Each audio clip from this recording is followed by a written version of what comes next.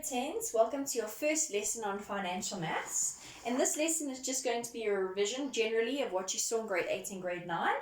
And we're going to talk about the two financial maths formulas. The first one is a simple interest formula, which you should be very familiar with. A equals P, 1 plus I times N. And then the next formula we're going to use is your compound interest formula, which is A equals P, 1 plus I to the power of N. Just remember that A is your accumulated amount, and that is the amount you end with. It's always the final amount. Your principal amount, which is your initial amount or the amount you start with. I is for your interest rate as a percentage in this formula. So I've written I, and I would say 15%. Some of you are more familiar with R over 100, and then you're welcome to use R over 100, but R isn't written as a percentage. N is then the time in years, and then you would substitute those values into your formulas. For simple interest, you need to know how to find the A, the P, the I, and the N. And for compound interest, you only need to be able to find the A, the P, and the I, not the N. Grade 10, let's just quickly talk about the conversion from months to years. If I was asking you to find your N value, 24 months is easy. How many years is 24 months? It's 2 years. That's easy. 18 months. Now the mistake the kids make is they say it's 1,6 years. All right? And that's wrong. Yes, it's 6 months remaining, but remember 6 months is half a year. So it should be 1,5 years.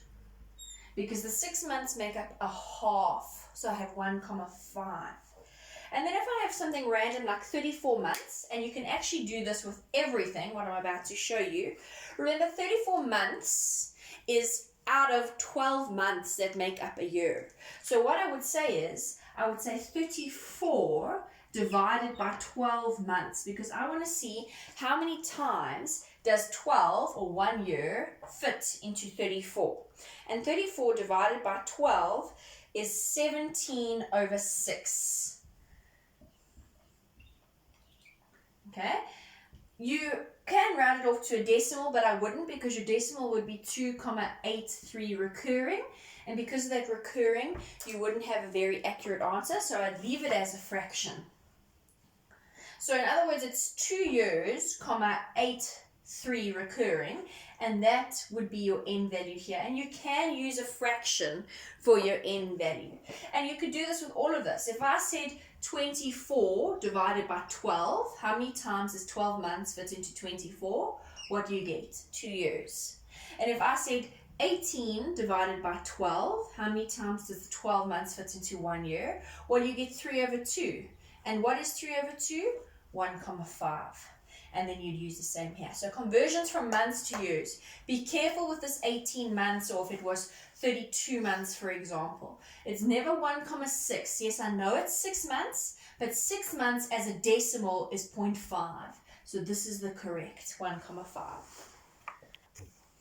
I just want to point out one thing. You must remember that you must not round off during financial maths calculations, because even rounding off to 2 decimal places means there is a margin for inaccuracy. We want to be as accurate as possible. Why? If you owe the banks 3 cents, do you think they're going to let you get away with that 3 cents? The answer is no. So we're going to keep it as accurate as possible.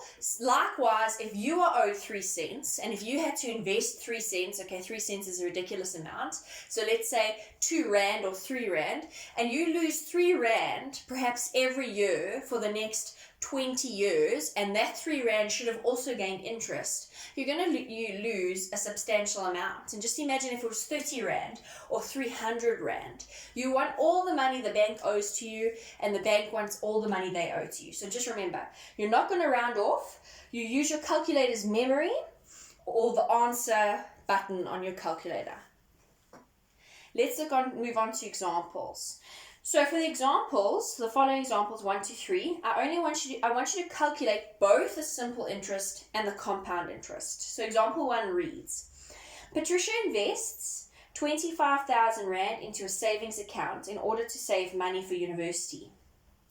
If the interest rate is 8.5% per annum, calculate A, the total amount that Patricia will have after 5 years. So from that example, I always write with my examples the A pin going down the side, and I decide which goes where. She invested 25,000 Rand, so that means that's her principal amount, the amount she starts with. It's at an interest rate of 8.5%, so that's what I'm going to use in place of I. If you wanted to use R, remember R would be 8.5 over 100. There's no percentage sign if you were using R instead. And then N is the number of years in 5 years. So now I'm going to substitute this information into the formula. I'm doing all of the simple interest answers first so that I can use the memory on my calculator so that I don't round off. And then I'm going to do the compound interest answers. So there I've substituted my information into my formula. I plug this directly into my calculator. Remember that dot means times, it doesn't mean comma, times 5. So I've literally written times 5. And my result to this is 35625. And that's how much money she'll have in the bank after 5 years. It reads as follows. It says, calculate the total interest earned. So the interest is the difference between what she put in and what she got out. So the interest that she earned is always your A minus your P value. So the difference between what she got out or what she ended with versus what she put in, or her initial amount, what she started with. And the difference between that is 10,625 Rand. So that's the interest that she gained over 5 years. So the bank pays her this much money after she invested. And then question C says, calculate the interest that Patricia's received each year. So she invested for 5 years. We're going to take the interest that she received, the total interest, and we're going to divide it by 5. And you get 2,125. That's how much interest she received in the first year, the second year, the third year, the fourth year, and the fifth year. So that's what she receives every year for interest. This is what she received in total for interest, and that was the amount of money she got out at the end. Okay, so something I didn't realize, and Ms. Sutton could be better at telling you these things because she's the buffet at financial maths, but when I was young, I thought the bank would give you interest because they're like, oh, well done, you're investing, you're doing a good thing, and we're going to reward you. And that's how you get interest. But I was actually totally wrong. You get interest because this money that you deposit into the bank, you're actually loaning to the bank. And the bank then uses the money elsewhere. And so to thank you for loaning them the money, they give you interest on your money. And that's how you end up with a bigger amount. So now I'm redoing the same example, but I'm using compound interest now.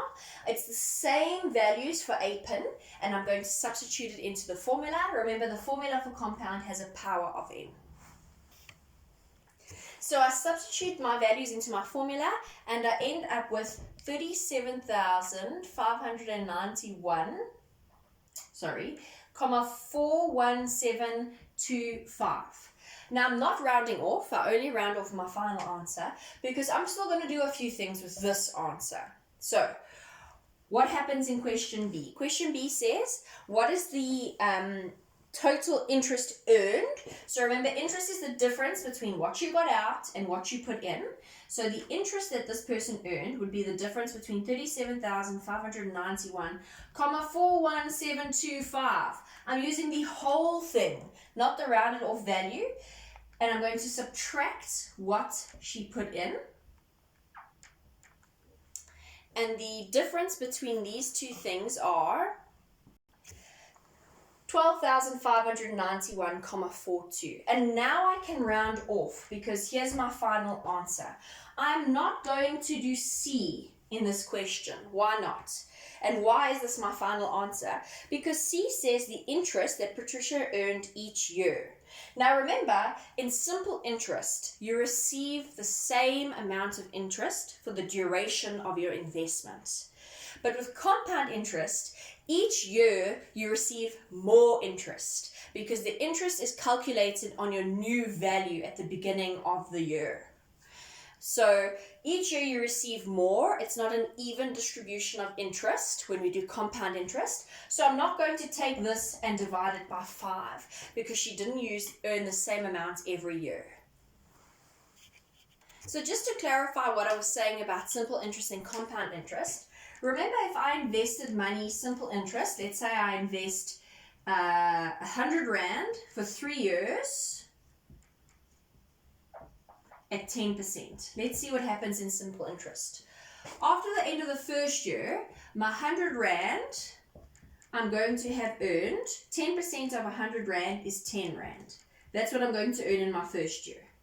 In my second year, they keep the 100 Rand and work out interest on the initial investment. So after my second year, I'm also going to earn 10 Rand. And after my third year, they still take the 100 Rand that I started with, put interest onto that, and I earn 10 Rand. So at the end of my investments, I have the 100 Rand that I invested, plus my interest that I earned. And in total, I earned 30 Rand. So altogether in my bank account, I would have 150 Rand. So that's simple interest. So now I'm going to do the same example but with compound interest. So we got in total 130 Rand in our bank account for simple interest. Let's see what happens with compound interest. At the end of my first year, they take the 100 Rand and they give me interest of 10% on the 100 Rand. So in total, I earn 10 Rand in my first year. Same as simple interest. But for my second year, at the end of my second year, they take the amount I deposited and the extra interest and add interest onto that. So in my second year, I'm going to get 10% interest on 110 Rand. So in my second year, I earned 11 Rand interest. And can you remember in simple interest? My second year, I only earned 10 Rand interest. So by the end of my third year, I now have my 100 Rand plus 10 Rand plus 11 Rand that they're going to put interest on. So at the end of my third year, I'm going to take 110 plus 11 and I get 121. And that's what I'm going to earn 10% interest on. And 10% interest on here is 12 Rand 10 cents. Okay, which again in simple interest, by the end of my third year, it was still only 10 Rand I was earning. So at the end of my investment using compound interest, my bank account is going to have the 100 Rand that I invested plus my 3 bits worth of interest that I earned. So that's 21, so that's 33 Rand and 10 cents. So I get 133 Rand and 10 cents. So in compound interest, can you see that you earn more because it's compounded on the extra interest that you earn? And again, just to show you that I couldn't divide Patricia's amount by 5 because each year in compound interest, you don't earn an equal amount. Each year, the interest rises that you earn from the amount that you invest. So that is the difference between compound interest and simple interest. But I'm sure you saw that last year in grade 9. So moving on to example 2, remember I'm still doing simple interest and compound interest. It reads, at the end of 2006, Sipho invested 5,000 Rand into a savings account. At the end of 2010, he had a total of 7,400 Rand. Calculate the interest rate that Sipho received. So I've decided that he invested 5,000 Rand, so that's the initial amount, okay? Then he got out 7,400 Rand, so that's what he ended with. It said how much did he invest from 2006 to 2010? That gives me a 4-year difference, and it wants to know the interest rate. So there's my simple interest formula that I write down, and I'm now going to substitute in. So I substitute in, and now I want to solve for I. You have seen this in grade 9. I need to solve for I, so the first thing I do is I divide by 5,000. Why do I divide by 5,000? Because that and that cancel. And 7,400 divided by 5,000 ends up as 37 over 25. I keep it as a fraction because I don't want to round anything off until my final answer. What am I left with on this side? I'm left with 1 plus I times 4. So I'm still solving for I. I take the 1 over and I subtract it from this. Let me just show you. Minus 1. Again, you did see this last year. And I'm left with 12 over 25 equals I times 4. Solving for I would mean I must divide both sides by 4 because I must do the opposite of multiplying. So I'm going to divide this answer by 4. And I end up with 0,12 equals I. So that's a decimal as my interest rate. Let's just write it as a percentage. To calculate between decimals, or to convert between decimals and percentages, we just times by 100, right? Or move the comma twice. So how much is my interest as a percentage? It's 12%.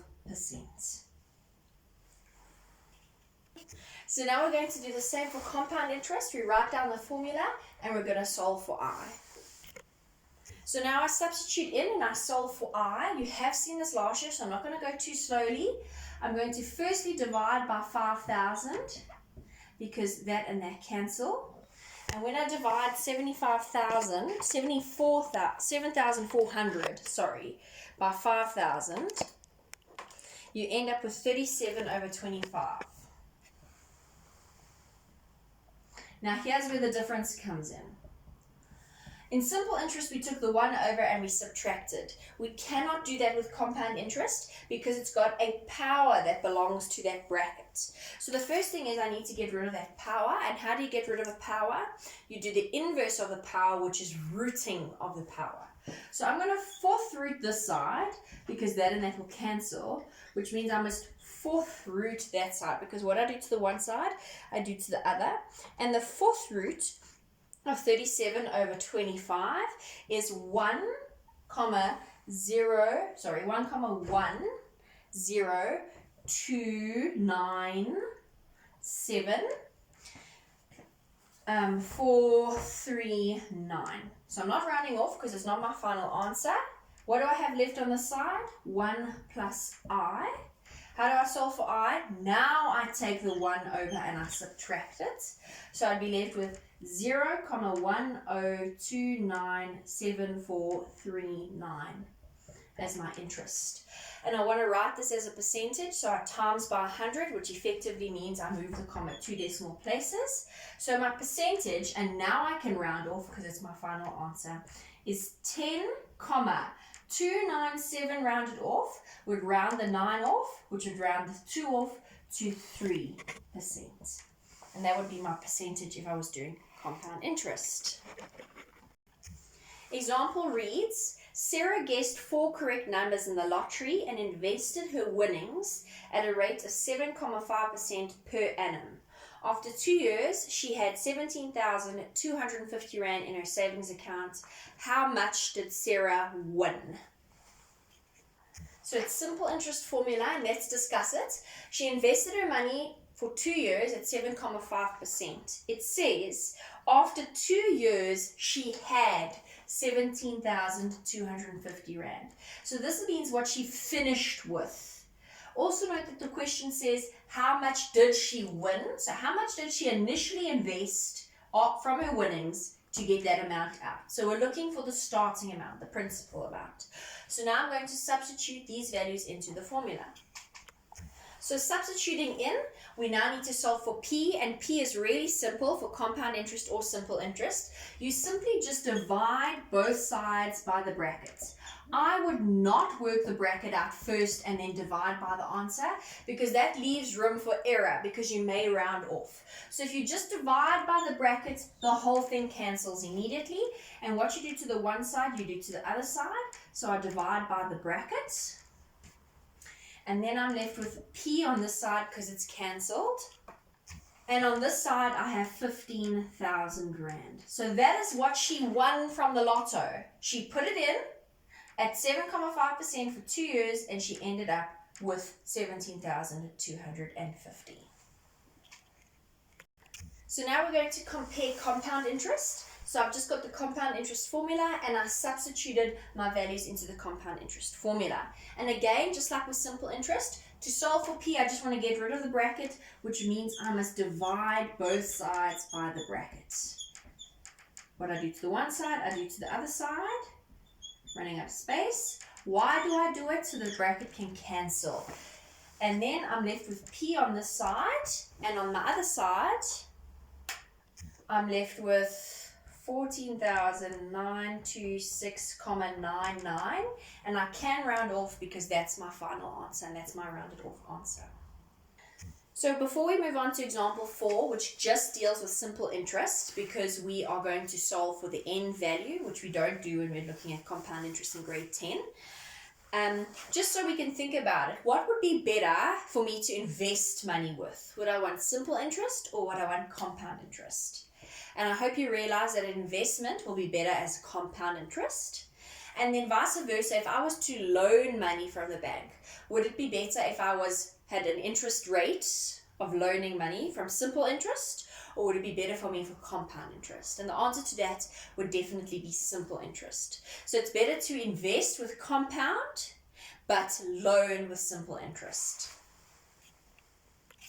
So example 4 reads like this. Luke wants to save 22,000 Rand for an overseas holiday. If he can afford to invest 15,800 into a savings account that pays 13% simple interest per annum, how long will he have to wait to go on holiday? The key word being how long. It's talking about the time frame, so I'm definitely looking for years. It says give your answer to the nearest year. So I wrote down my A pin and I decided what belonged where. He wants to get this out to go on an overseas holiday. So this is the final amount he wants. This is the amount he has. So he starts with this. It's got an interest rate of 13% and he wants to know for how long. So I substitute into my formula and this is what I'm left with. Solving for N in simple interest is very much like solving for I in simple interest. So the first thing I have to do is to get rid of this 15,800. So I divide both sides by 15,800. And why do I do this? So they cancel. So I'm left with 110 over 79 on the side. And I'm left with 1 plus 13% times N. So because there's no bracket that's got a power to it like we would have in compound interest, we can first move the I over and subtract 1. So I subtract 1 from that side and I have 31 over 79, but I still have 13% times N. To get rid of that 13%, I divide by 13% because it's the opposite of timesing, so I divide this side by 13%. Please just note that I'm not dividing by 13, I'm dividing by 13% because that's what I had here. If you were using R, so if you were using 13 over 100, that's what you must divide by, 13 over 100. So I'm left with N on this side, and my result is 3,0185. And I am going to round off because they said give your answer to the nearest year. So my nearest year would be my nearest unit, or my nearest whole number.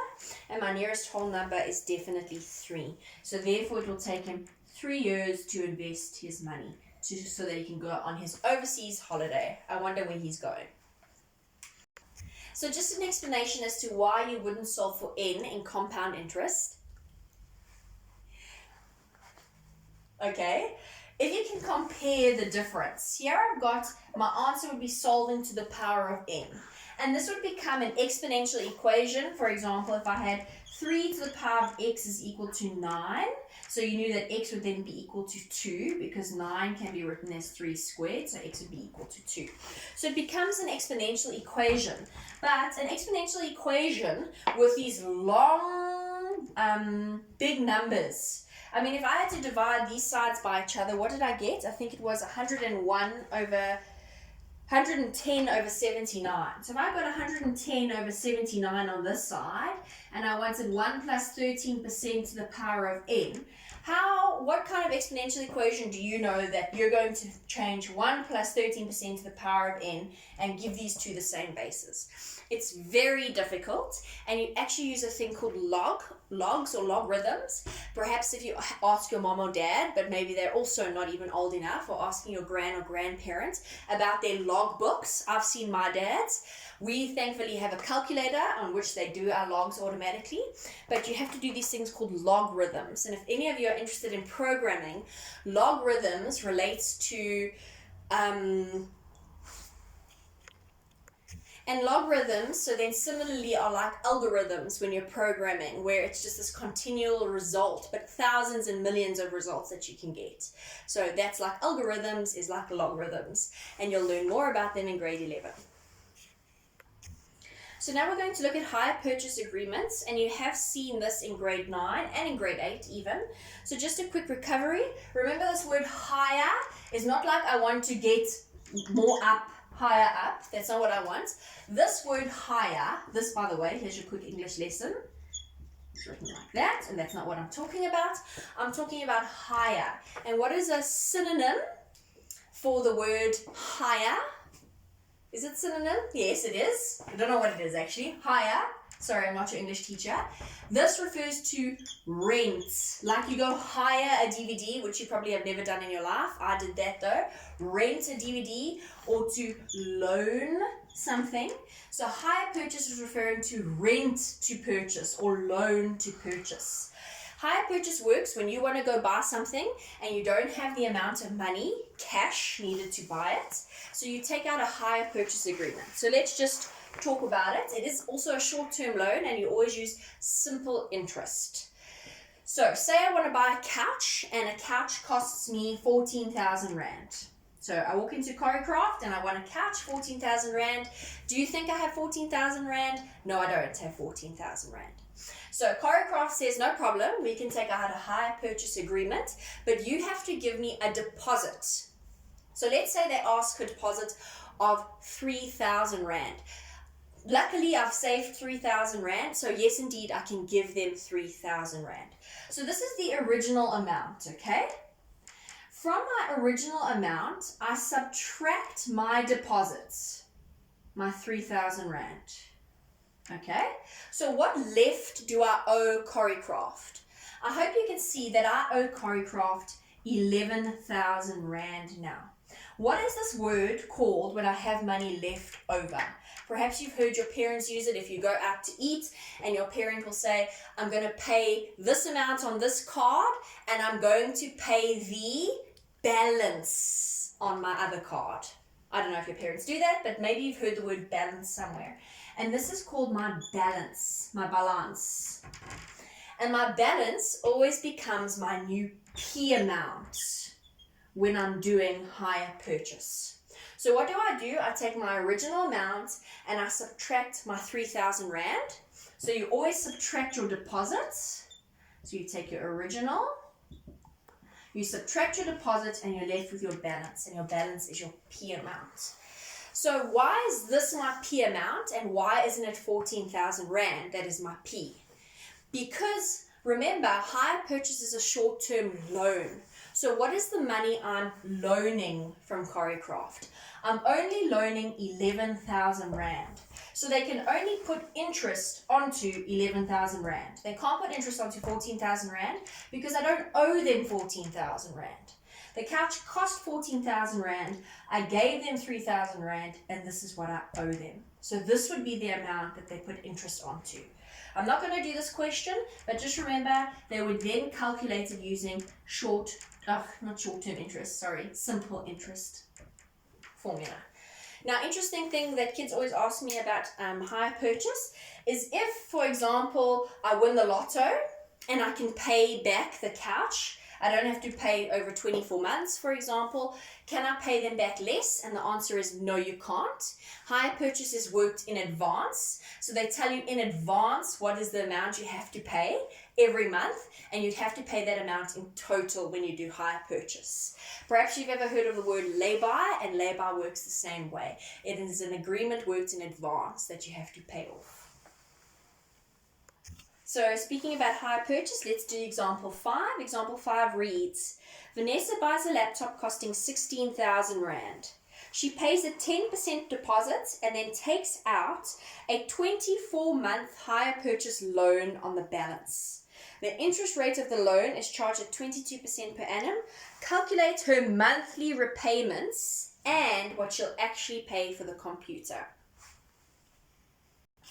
Okay, so we write down our APIN, 10% interest, and I lie, it's not 10%, I haven't read it right, it's a 10% deposit. It says 22% per annum.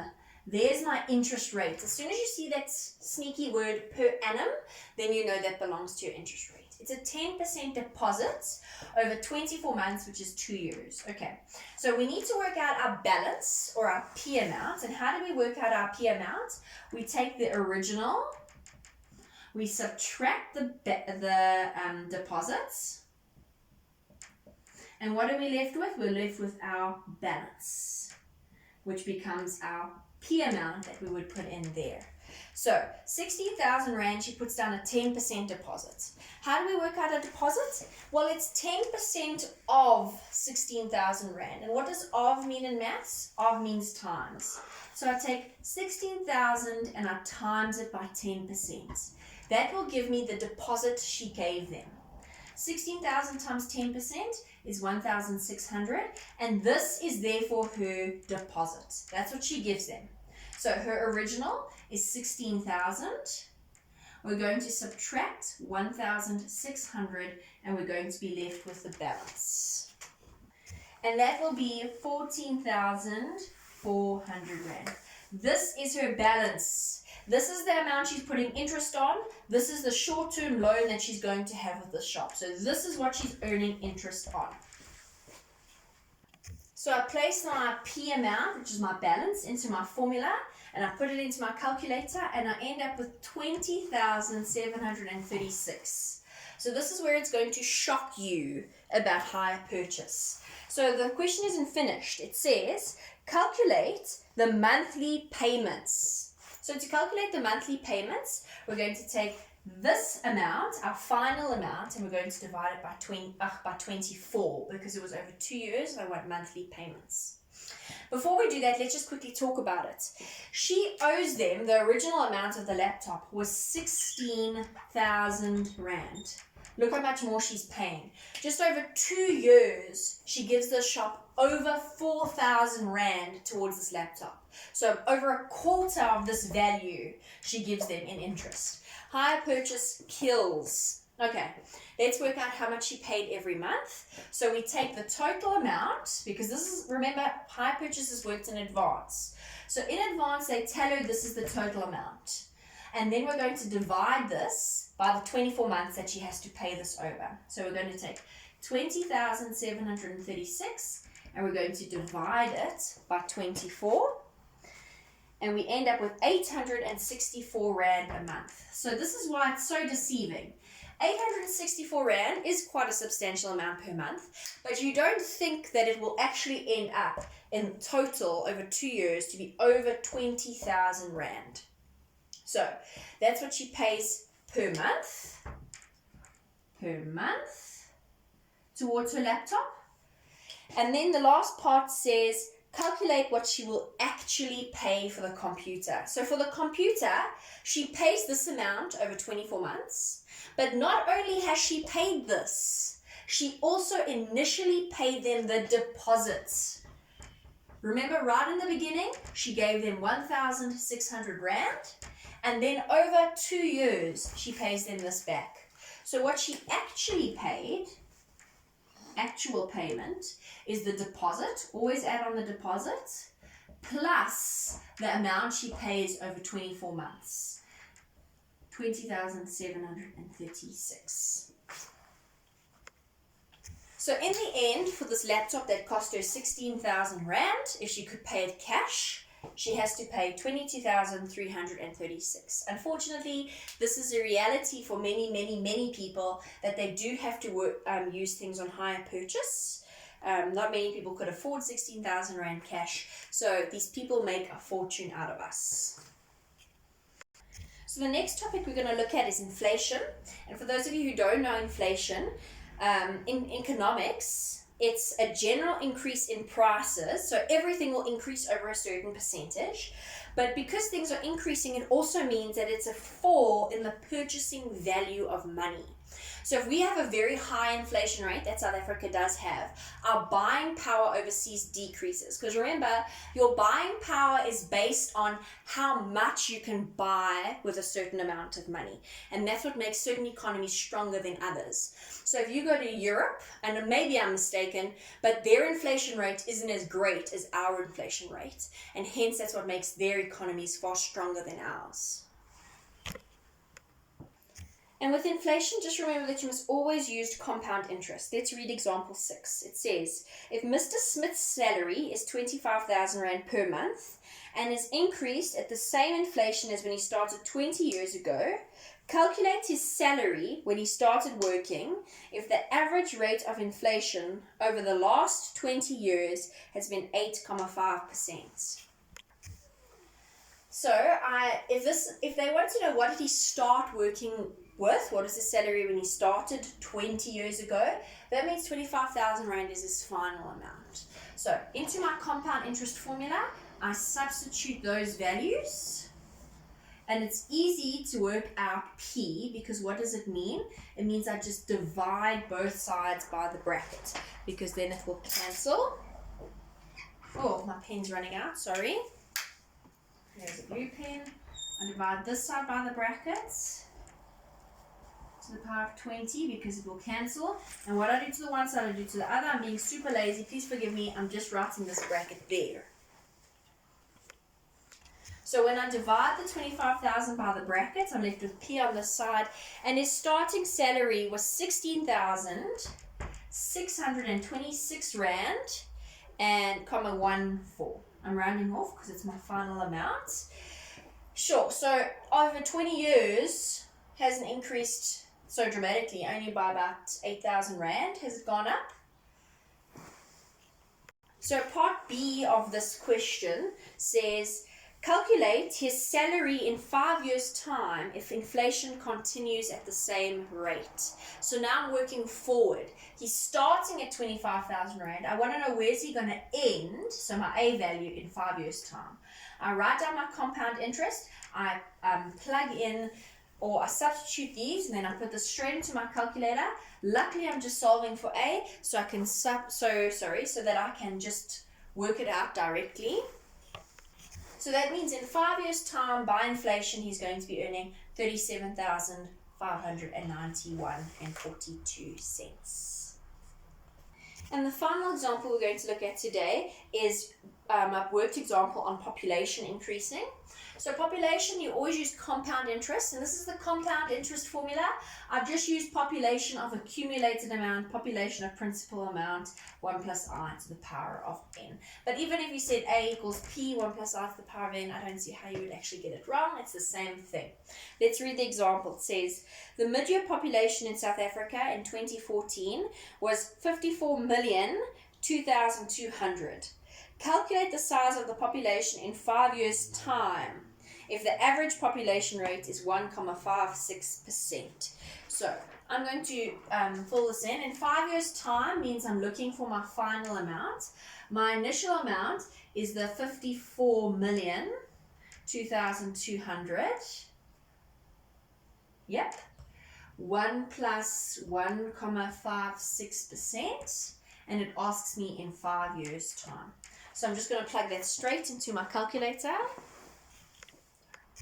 And I end up with 58347,857,54. And I'm going to be really clever because I can't get 5/4 of a person. So I'm going to round up. So I'm going to just round that up to 8. And I get 58347,857 8. And that is the population in 5 years' time. And that is the end of our first lesson on financial maths. You can then go and complete exercise 1. Please, grade 10s, and I'll see you for lesson 2.